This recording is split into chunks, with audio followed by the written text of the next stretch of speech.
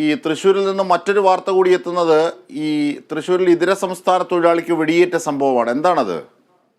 അജിംഷാദ്, മിനിഞ്ഞാന്ന് ഉച്ചതിരിഞ്ഞ് 3 മണിയോടെയാണ് ഈ തൃശൂർ വെങ്കിടങ്ങിൽ വെച്ചാണ് ഇങ്ങനെ ഒരു സംഭവം ഉണ്ടാകുന്നത്. വാക്ക് തർക്കത്തെ തുടർന്നാണ് ഈ അസം സ്വദേശി 28 വയസ്സുള്ള അമിനുൽ ഇസ്ലാമിന് വെടിയേറ്റത്. എയർഗൺ ഉപയോഗിച്ചാണ് വെടിവെച്ചത് മലയാളിയാണ്. തൊയക്കാവ് സ്വദേശി രാജേഷ് എന്ന് പറയുന്ന ആളാണ് ഇത്തരത്തിൽ അയാളുടെ കൈവശം ഉണ്ടായിരുന്ന ഈ നീളം കൂടിയ തരത്തിലുള്ള എയർഗൺ ഉപയോഗിച്ച് വെച്ചത്. അദ്ദേഹത്തിന്റെ വയറിനാണ് വെടിയേറ്റത്. ഈ സംഭവശേഷം ഈ രാജേഷ് ഇപ്പോൾ ഒളിവിലാണ്. പാവട്ടി പോലീസ് ഇയാൾക്കായിട്ടുള്ള അന്വേഷണം ഇപ്പോൾ ഊർജിതമാക്കി വരികയാണ്.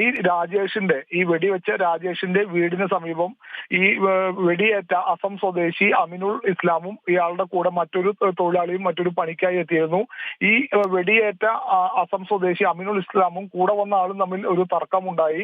ഈ തർക്കം ഈ രാജേഷ് സമീപത്തുണ്ടായ രാജേഷ് എത്തി ചോദ്യം ചെയ്തു. തുടർന്ന് അത് വലിയ വാക്ക് തർക്കത്തിലേക്ക് എത്തി.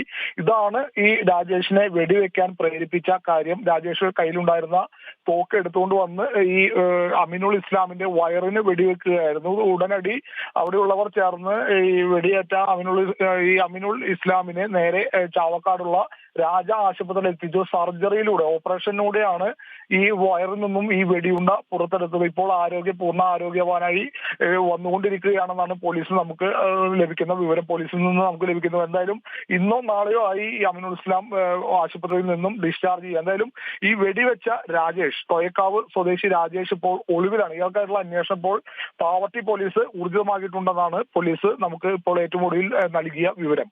അജിംഷാ.